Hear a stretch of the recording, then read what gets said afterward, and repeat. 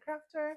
Welcome to another WIPTube, and today I will be talking about my June's whips and progress on it.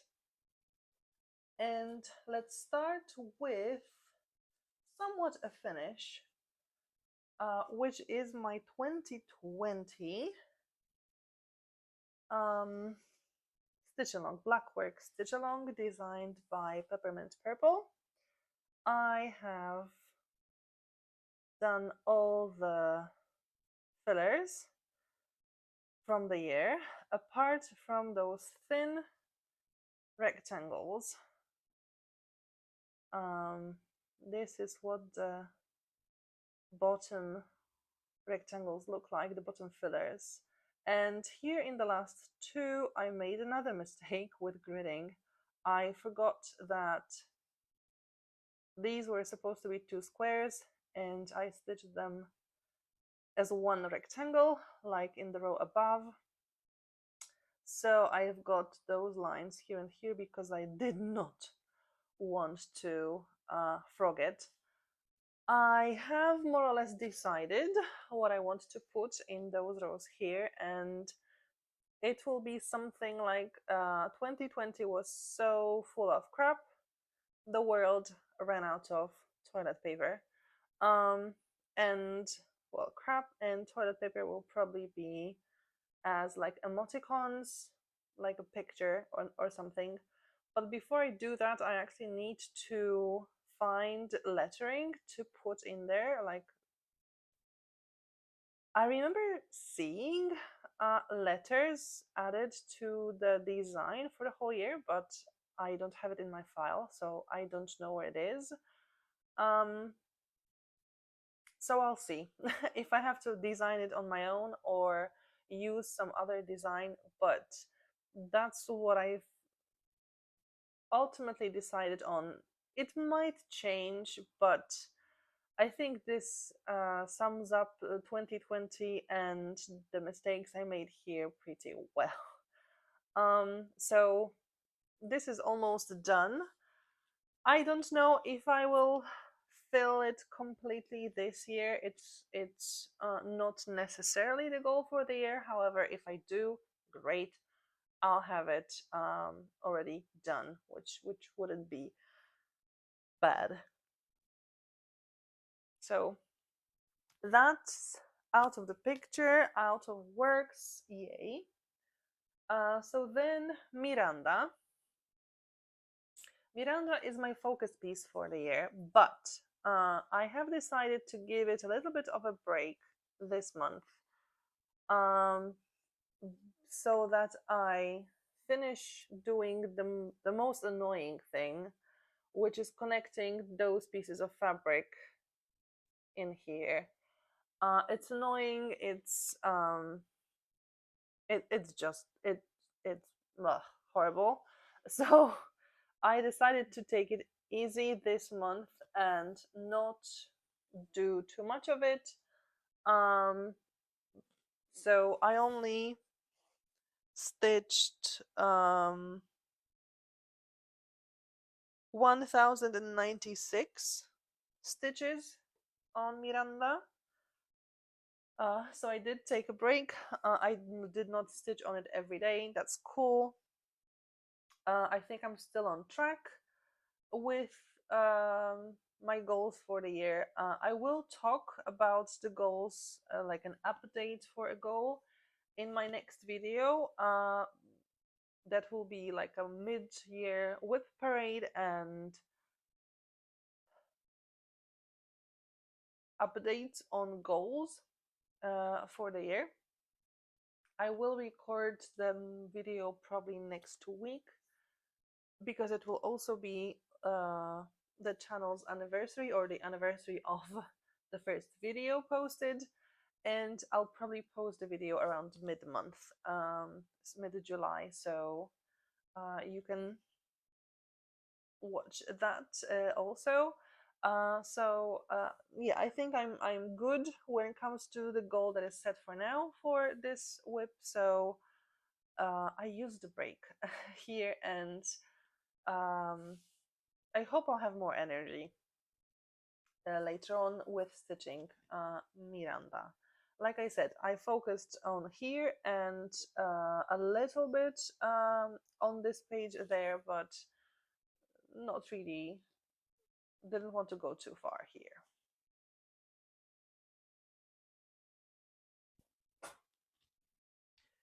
Then Avarice, which wasn't like very heavily focused on this month. So I didn't stitch too much on here. I only stitched 648 stitches on Avarice, and it was mostly this part, a little bit of finishing touches on the previous page and on this page as well. And I think around here is where the page finishes, although I'm not entirely sure because I did not always want to go that low. So it doesn't have to be like precisely where the end, when the page finishes. But I did make some progress, that's nice. July will be more focused on Avarice because I alternate my two 7 Deadly Sins pieces. Like 1 month is more for one and another month for the other. So this was the Envy's month more, but I still managed to progress a little bit with Avarice. Then Envy. And when it comes to Envy, I stitched 2,627 stitches this month, so pretty good. I have decided to move from the first page downwards so that I don't get too many of those parked threads for too long. I'm also very close to finishing off the page, like down below. But I think this page goes a bit more slowly because there aren't that many areas where you use one color for such a long time, especially in this beginning part, because I think later on there are much more areas, or many more areas, that use the same color for a long time, so it goes much more smoothly. But like this area that I'm mostly focusing on at the moment just doesn't have that. Plus, I was trying to finish up a little bit page 1 because previously I did not have thread colors somewhere there, for example, or I had to wait until this same color is used further on so that I don't have to rethread all the time. But it's really nice progress. I'm really happy with it. I think actually on Envy I stitched the most this month, so suddenly this became my focus piece, but I'm glad it went well, I think. And this circle will like be a full circle and will show the detail for Envy, like what symbol is used for Envy in this design.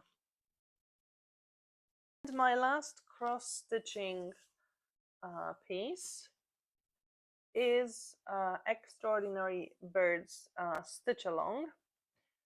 And on Friday there was feet 6 published, if I'm not mistaken.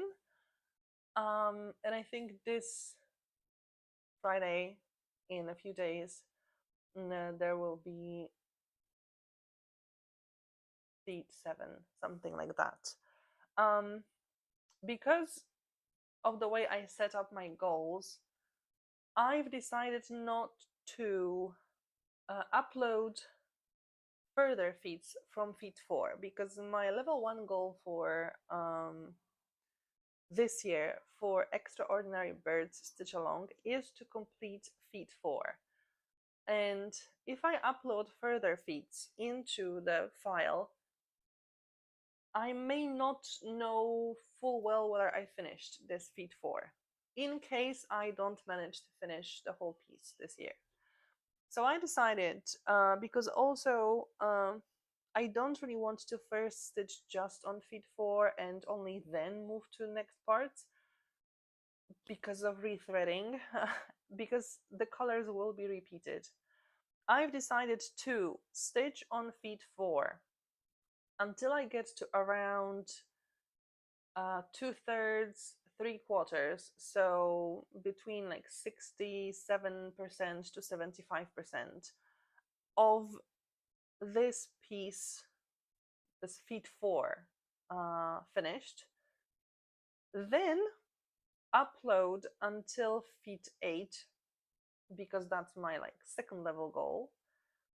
And I hope once I get to this 2/3 or 3/4 of the picture, I will more or less know where the other areas from feat 4 are, or up to feat 4 are, and will be able to focus on them first when stitching like the full piece, so that I use those colors that I still need like for the whole picture or for bigger parts of the picture, but mainly focus on finishing what was in feat 4. I hope it makes sense. I know what I'm doing. I hope it works, but I'm not sure if I'm able to explain what I'm trying to do here. But I'm not going to finish, get to up like 100% on this part of the pattern, because it would just be too annoying to stitch so few stitches of a given color. But I hope I will be able to recognize like where in the pattern is what I was supposed to stitch next with feat 4, and just the same color will also be used in another areas of the bigger picture. Right now I'm at 41% of Extraordinary Birds SAL up to feat 4. So there's still a lot of stitching coming. Actually, for the most part, I was still only stitching the frame, not even feat 1, to be honest. However, once I got down here, those 2 birds, actually there's a third here, they are from later feats. I don't really remember which ones. Because I know that the owl here and the bird there, they are also from the frame part. Then at the bottom, there was feat 1, so I think these are from probably feat 2. Or this one is from feat 2, this one is from feat 3, for example, and this will be a cassowary, so it's feat 4. So I was mostly focused on the frame anyway, because it's just the most logical way for me to do it, because then I don't have to count so much. You just go down easy, no problem. With a color, there's no way to make mistakes, and then go short distance from what you already know. Because otherwise I may just lose my mind trying to count and frog things. So far I didn't have to frog too much here, and it was usually after like a stitch or two. I know on this bird I made some mistake on this bird that I did not count properly and had to redo it, but as you can see, even now there isn't much stitched on the bird, so I didn't have to refrog, like frog and restitch too much. So I think this strategy works well. It is working here, so I'm gonna use it. I'm gonna stick with it as long as I can. Hopefully, like I still need to do the bottom, and once I do the bottom, it will be easier to just also go up a little bit, and I hope this red will help me guide the cassowary, because there's a lot of black in there. I could, in theory, stitch a bit more on the owl, but it uses white, and I don't want to use white so early. I just don't, because I know it's going to be extremely dirty. So I'll wait with white for as long as I can, and do it later on. So I'm trying to do the black, all the dark colors, so that they don't get dirty as easily. So the piece stays sort of well as it is. So this is the Extraordinary Birds stitch along, and that's actually it when it comes to cross stitch. Now crochet. I have been making my Mochila bag, and I'm only stitching that, or I was only stitching that on free periods at school. So as you can see, it's not moved much, but I have finished the bottom, and now it's curling so that it goes up. So that's great. It's actually like a bowl for the yarns, which helps keep it tidy when I like move it from place to place. Now I'm on holiday, so I don't know how much I'm going to stitch it, because I have some other projects that are a bit more pressing. And while this is my only crochet project at the moment, I'm going to start a make along by Schaapjes, which is shape play. And I won't really start on the day it starts. It starts on the 2nd of July, because I still didn't get the yarn for it. I have ordered the yarn. I ordered it last week. And because this is the yarn that is like produced on demand, like the colors in the cake, everything is connected. It's produced by demand, like on order. So it takes a bit longer for them to do it. So I haven't received it yet, and I can't start before I receive it. I mean, I will be able to make the gauge swatch. Will I be able to make a gauge swatch? Have I ever used this yarn before? I don't know. So I don't know if I can make a gauge swatch, because with other yarn it doesn't really make sense. Anyhow, this was this make along will be my crochet focused project for the next little while, or longer while. So I mean, I might do something with it today, maybe tomorrow, just to progress on it a little bit, but I think it will not get much progress until I go back to school in September, and again use it as my free period project, and that's it. I did find a bit of yarn here and there at my mom's house, but I still don't think this yarn will be enough to finish this bag using those same colors. So I will have to look at the pattern and see whether I can introduce one more color, so that I don't use so much yarn of a given color, or whether I can make like a change in the color at some point, and just change the colors I'm going to be using, and just find the right spot for that. That I guess is also a possibility, but I will be worrying about that much later, when I really get close to finishing the yarn. And so far the cakes are still quite big and full. This one is like empty-ish, but I think I have this one actually, so I can still add it on. So there's still some time before I need to worry about it. And then knitting. First, a little bit of progress on the Wishbone Sweater by Kutowakika. I did not progress too much. First, I made a mistake of putting this marker inside. I don't know how I did that, but I added it on the inside. So I only stitched this much during the whole month.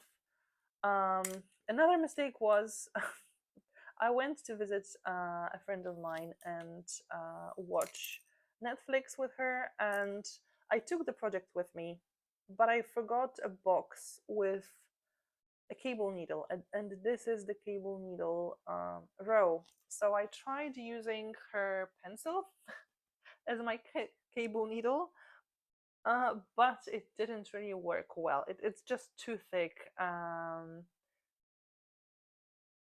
It's supposed to be a DPN, and it wasn't obviously like sharpened on the other end, so I had to like put the stitches back on the needle, which was just making things annoying. So I didn't really advance. I was hoping to finish the row at her house, but I only did like 2 pattern repeats. So unfortunately, not a huge progress on that. And I don't expect too much progress like next month either, because one, I'm on the cable row, which is usually annoying, and I need a lot of breaks in between doing the row. But also I have a different project that is my focus project for this time, and this is cable lace tee designed by Inge from Inge's Knitting Lab. And this is my work for 1 month. I'm super proud of myself for doing so much in 1 month. I've learned the way to make European shoulders, and it's wonderful. I mean, I love it. I absolutely love it. We'll see how the sleeves end up, but it's great. It's absolutely great. So far, the only time I needed to pick up stitches was a little bit, and I do mean a little bit for the sleeves, the neckline, and in the future, just those underarm stitches, which are super easy to pick up. I hate diagonal stitches and all the stuff. So that's amazing. The pattern is great. The way Inge is writing her patterns is mind-blowing to me. The way she constructs the pattern, there are videos, everything is really well connected. Like, I imagine how much work has to go into it, but it's like the perfect way of writing patterns. I haven't done anything else by Inge, so I don't know if it's something recent, if it's always been like that, but I absolutely love it. It is super easy to follow, although I did have a moment of I have no idea what I'm doing, and that was with bust darts. I just did not understand the instructions properly, although it was written quite clearly. I just did not read the table properly. I also have a weird thing. When I was doing gauge swatch, I was off gauge. My gauge was like too big. So Inge recommended going 1 size smaller for the first part, because the number of stitches for the neckline was exactly the same for my size and the size smaller, but then I wouldn't have such a deep neckline. So I did that. Now that I'm putting it on, it's actually quite tight. I don't know how it happened. I guess with blocking it will increase, but it was a bit funny that I was knitting something that would be too big, and now it's tight. So maybe next time when I'll be doing this tee, I'll stick to my size like all the way, because maybe my gauge swatch was off because of this pattern, and I just was making it loose. I don't know. We'll see how it turns out. So far, I absolutely love it. I love the design. I love the way the pattern is knitted. There is a mistake here. I forgot to make those things actually for longer than I thought. But well, mistakes happen. I'm not going to rip it because it doesn't matter that much. Plus, I have no idea how to rip it only to there. So I'm staying with it. I really love it. And now what am I doing? Yes, I finished bust darts, and now I'm synchronizing the pattern to just go to the end of the top. So what I have to do is the like bottom part, the hemline, and then finish the sleeves. And I think that's it. So I think the worst part with all the shaping is like behind me. I definitely should finish this tee before the make along, the knit along ends at the end of August, which is great because then I would be able to come back to Wishbone Sweater, because I need to move with it, because and I'm going to show you some clips from a wool fair that I went to. I bought yarn for my absolutely dream sweater. However, to make that sweater, I first have to also start Mochila sweater. And I was kind of hoping to start Mochila sweater around May, but then the sock came sort of in front. I've decided I want to learn how to make a sock. And then this knit along came along. So Mochila sweater is pushed away. So I need to like get things together, finish this, make good progress on Wishbone Sweater, start Mochila sweater, and then I can think about the sweater that I have the yarn for. But it's a lovely yarn. You will see the yarn, and I hope you'll watch all the progress that I'll be making with it. Okay, so I was on like a yarn festival in Poznań. Well, actually, it was a yarn fair, just in wool. That's what it was called. And I went there to see what they would have to offer. It was very nice, but somehow I expected more people there. I mean, more yarn producers. Actually, there weren't just yarn producers. There were also other crafts included. For example, there were bags, although they were mostly handmade bags, like connected to knitting or crocheting, but also ceramics and jewelry, like handmade jewelry with glass beads and so on. So there were a few of those as well. I did, however, expect there to be more producers. I don't know if it's just because there were Polish producers only, and like that's why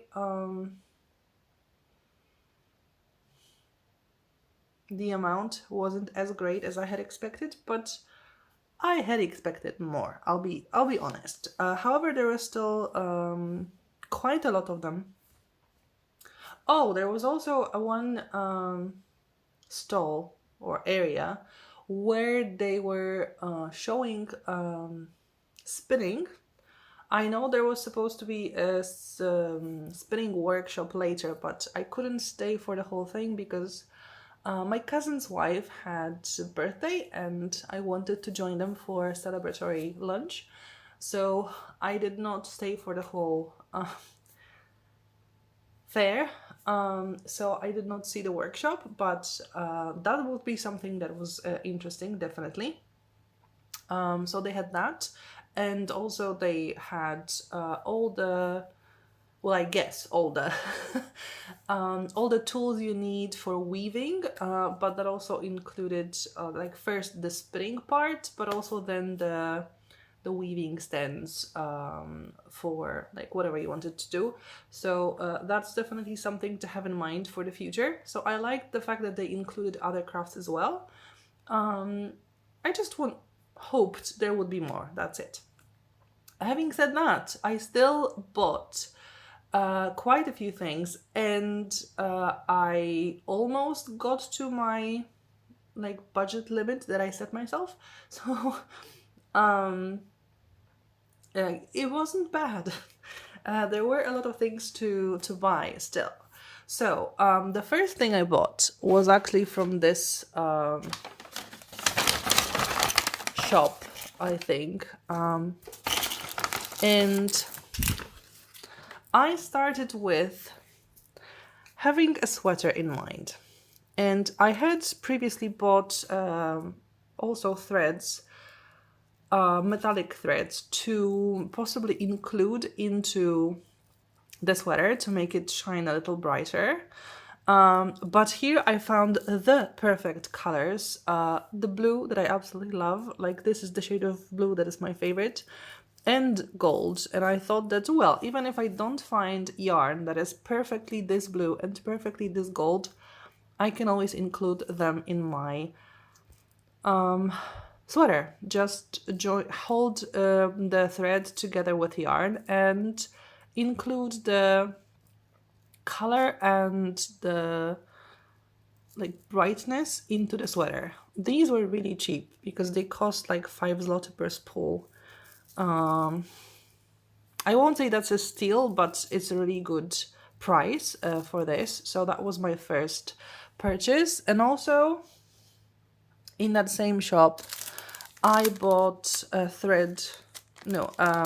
stitch marker like this. Like, can you guess what my favorite colors are? I'm going to call it that it's a dog paw, not a cat paw, although I'm sure it was a cat paw because they had other stitch markers with cats, but I wanted to be the dog. And I also bought row counter, like of this kind. I'm not entirely sure how you use that. I mean, I guess you use another stitch marker that you put into the correct spot.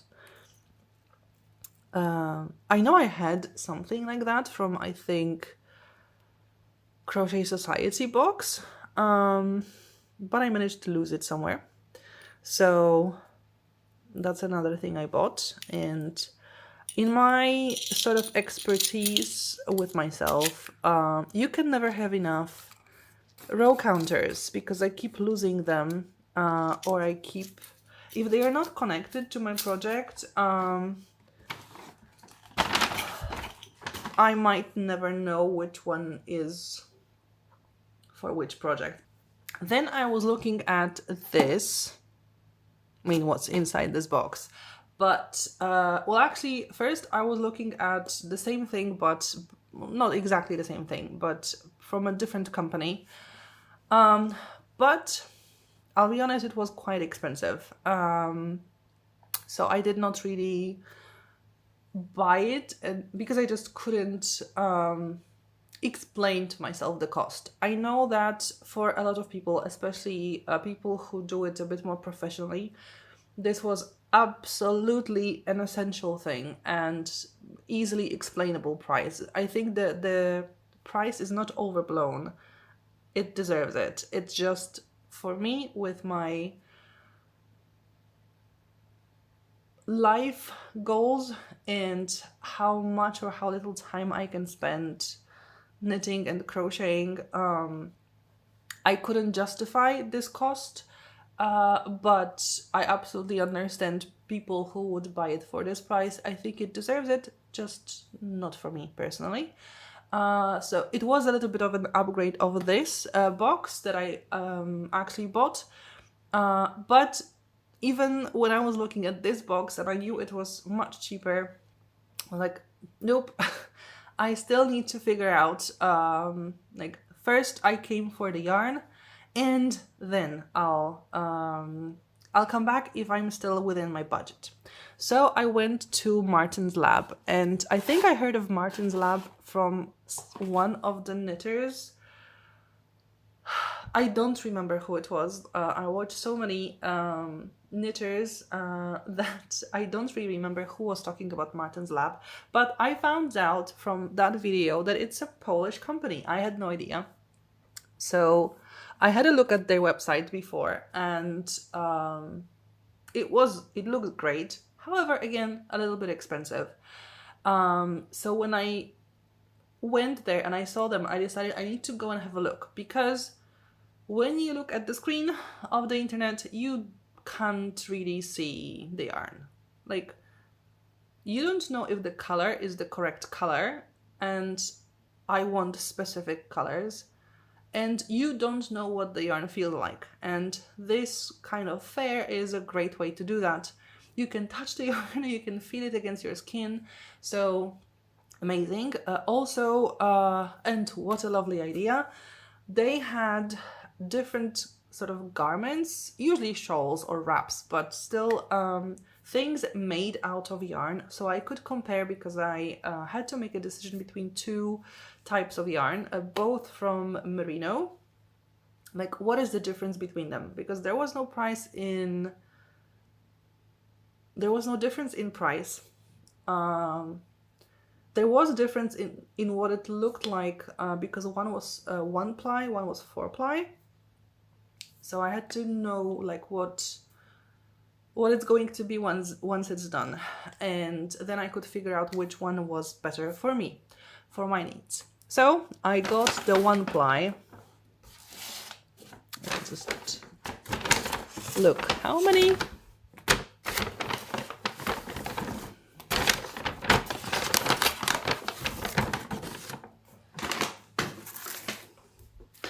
So I got 4 of this sapphire blue merino singles, it's called, because it's 1 ply superwash merino.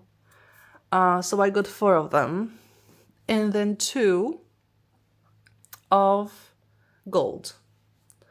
And I don't know now if I'll ever have to use those. But look what an amazing, like,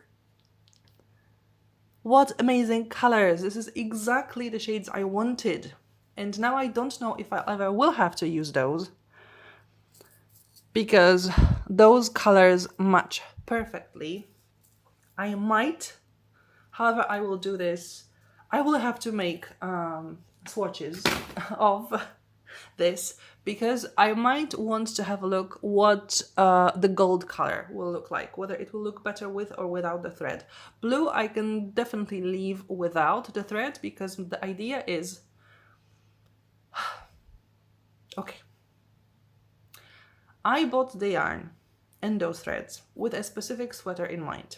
It's the eggshell sweater that I saw from Rosemary and Pine's channel.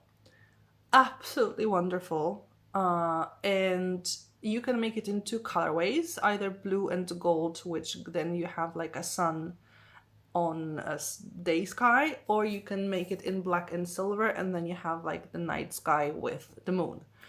And I wanted the day one, so I was searching for blue and gold colors, and they are extremely difficult for me because I have a very specific blue in mind, and also there are not that many super gold colored yarns. So I bought it with with this sweater in mind. And the sky doesn't have to like really shine, yeah, with those metallic threads. However, the sun, I might want to make it with this thread. If I don't use it, I'll find another use for it. These are threads, so I can use them for a lot of things, including cross stitching, after all. So it will not go to waste. But I'm so in love. It cost me a fortune. The yarns I also bought, just to be sure, a mini version of the skein. And now I'm actually a little bit disappointed with myself that I didn't buy more of those mini skeins just to have like different colors to visualize later on. However, I have a hope that there will be a possibility to buy from their internet shop those mini skeins, because I think this is a wonderful idea. Mini skeins that don't cost a lot of money. I mean, they are still cost more than some full-sized balls of other types of yarns. However, if this is a really good quality yarn, I don't mind paying more money for it. But I would like to know what I'm buying. So I think those mini skeins are a great idea. I actually have one question. What's with this? Like, why there are some yarns, and for some reason I mostly see it in luxury yarn or like more high-end yarn. Why is it like this, where then you have to buy preferably a tool to wind it into a ball or a cake? Why not sell it in a cake from the start? If I have to pay more money for the yarn, I would prefer it to be ready to use, and now it's not yet ready to use. So that's my question. Why some brands do not make it user-friendly? Is there a reason why? Like, does spinning or winding the yarn into something like this make it better for the yarn instead of being it's a ball or a cake? I don't know. I don't know. This is, yeah, this sweater is going to cost me a lot of money because the yarn was pretty expensive. I'm going to have to buy the tool probably. I mean, I will ask my mom once I actually get to making this sweater. I will ask my mom if she has in her stash some kind of tool to wind it into a ball or a cake. I know she had a long time ago. I don't know if she does anymore. So it's going to cost me a lot of money, this sweater. Like, definitely the most expensive sweater I have ever made. Like, not that I've made this sweater yet, but I'm prepared to make it, even though it's like, I don't think I will start it even next, or maybe next year. I need to finish my Wishbone sweater. I need to finish my tee. I need to start the Mochila sweater.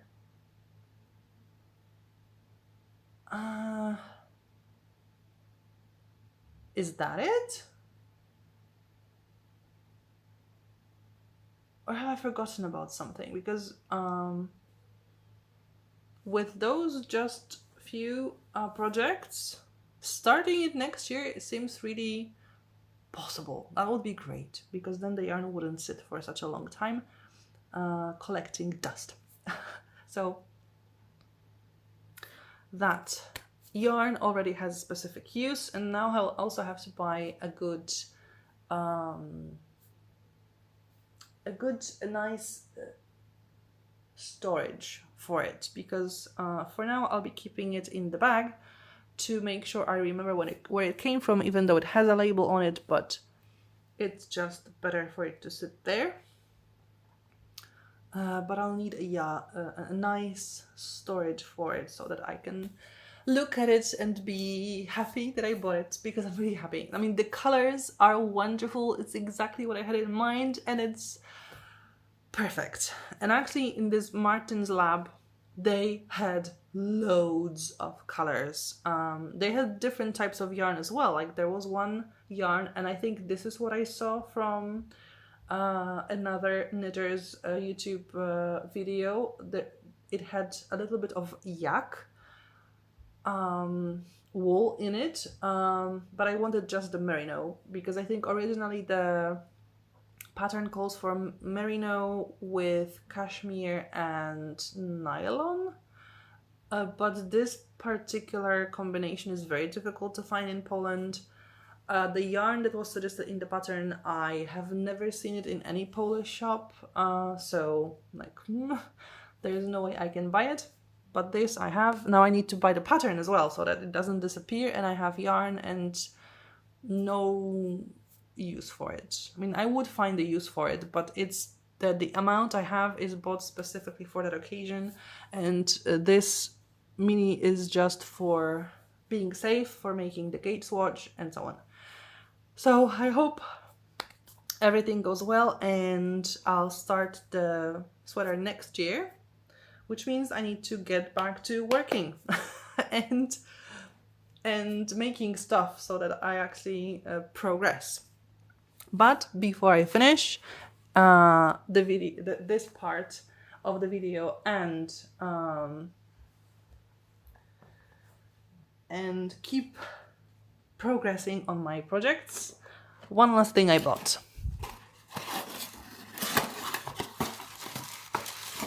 It's a knitting box. It's really nicely packaged. It's not the knitting box, because that was the product from this other company. This is a knitting box. It's made using 3D printing. And one thing that I absolutely loved from that other company is the fact that they have a magnet in here. So you can put the needles that you need for changing cables in your knitting needles in here. So this part is for putting cables for your needles if you have interchanging the cables and needles. Then you have this part for all the different things you might need. And then you have a divider. Actually, you can take it out as well. And have a bit more. You can also buy a larger version of it, but I just wanted this one, the basic one. So I can put all my stuff in here. Hopefully stop especially losing my row counters. I hope it will make it a little bit easier to use then, because then you can see through here. So I hope to make to have a little bit more order in my knitting stuff. Everything I need for my, well, not just knitting, it's for yarn, it's for cross stitching, crocheting and stuff. I'm really happy with what I bought. Like I said, I would have liked to see more choice, but it was still a bit of a spur of a moment decision to go there, because I had no idea I would be able to go, because I would have to leave my dog for the whole day, and that's not something I would like to do. But he went on vacation with my mom. I mean, he's there at my parents' house, being spoiled, getting great food because that's what he loves, having walks by the sea and so on. So he's having fun, and that's why I could go there. But if I manage, I will try to go to some kind of bigger fair, because I saw some videos from other fairs, and see what it looks like with more brands, especially if there are international brands. But it was still very nice to see how many brands there are in my country. Poland unfortunately is not good at PR. I think we really have a problem with advertising ourselves, and not just abroad but also in Poland. So there are a lot of things I had no idea about, a lot of companies that I had no idea that exist in Poland. So that was really great to know, but I would like to see just more choice. However, the closest one actually would be in Berlin. I would have to check if there is anything in Berlin that I could go, because from all the big cities where such fairs are usually organized, the one abroad is the closest to where I live. So, yeah, well, Poznań also, now with better railway connections, Poznań is not that far away. I mean, you can go there pretty quickly. So that's also a possibility. And hopefully, like next year, the next editions will be bigger and bigger because they will be more known. There was also knitting in public, well, crafting in public, because I think it also was about crocheting. However, it was at an hour that I couldn't be there because I went to the lunch. So I couldn't take part in it, but hopefully next time when I go, I'll be able to. I took my project with me because I was absolutely sure that it would be at a different hour, but either I made a mistake or I read a different, like a previous version of the news, and then they changed the hour. I don't know, but hopefully I'll be able to take part next year as well.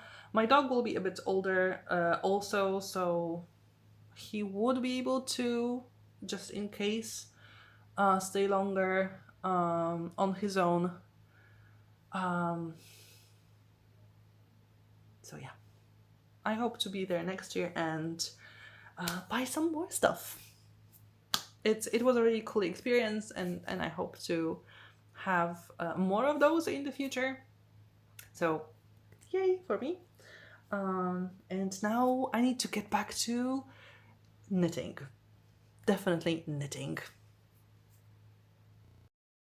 So yeah, now that you've seen the video about the yarn that I had and some photos from the fair, like I said, you can, if you want, follow my progress. It's still quite a few months until I be able to start that sweater, the XL sweater, which will be amazing with this yarn. However, you can follow my progress if you subscribe. If you're not yet subscribed, click the thumbs up button if you like the video, and comment if you have anything to say. I'll be happy to read anything you've got, and I hope you will follow my journey with my crafts. Thank you for watching, and hopefully see you next time. Bye!